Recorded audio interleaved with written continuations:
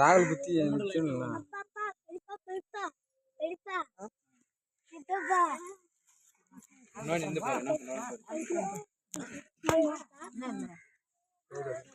தோடு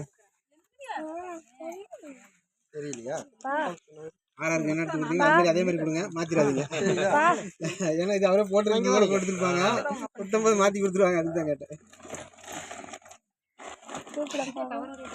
அப்படி கொடுங்க கையில் கொடுத்துருங்க.